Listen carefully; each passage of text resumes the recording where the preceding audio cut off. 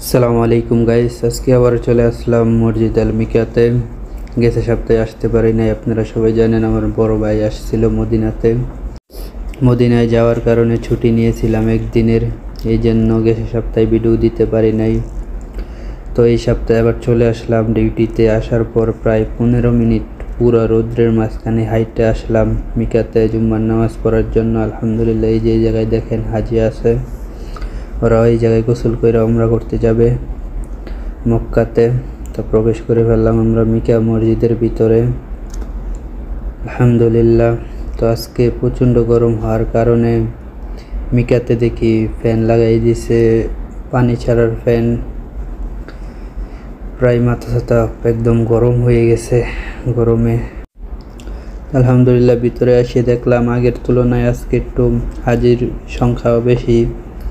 অনেকেই হেরামের কাপড় পরে রেডি হয়ে আছে, হয়তো জুম্মার নামাজ পড়ে মক্কাতে যাবে। তো আমরা সবাই ওযু করে পবিত্র হয়ে নিলাম, মসজিদে ঢুকলাম। ঢুকে দেখি আলহামদুলিল্লাহ কত সুন্দর করে পানি সাজিয়ে রাখছে। এই গরম থেকে আসার পর ঠান্ডা পানি, আসলেই সত্যি কথা বলতে এই টাইম দিয়ে আমাদের পানির খুব প্রয়োজন ছিল। তো আলহামদুলিল্লাহ এসে দেখি পানি সব রেডি করে রাখছে আলহামদুলিল্লাহ। তো সৌদি আরবে সব মসজিদেই পানি পাওয়া যায়।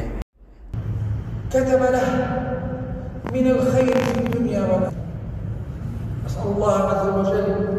যেহেতু আমরা একটু আগে আগে আসলাম, তো সামনে গিয়ে বসলাম। কতক্ষণ পরে ইমাম সাহেব আসলো, খুতবা দিল। আলহামদুলিল্লাহ আমরা সবাই নামাজ পড়লাম ইমামের পিছনে, অনেক ভালো লাগলো।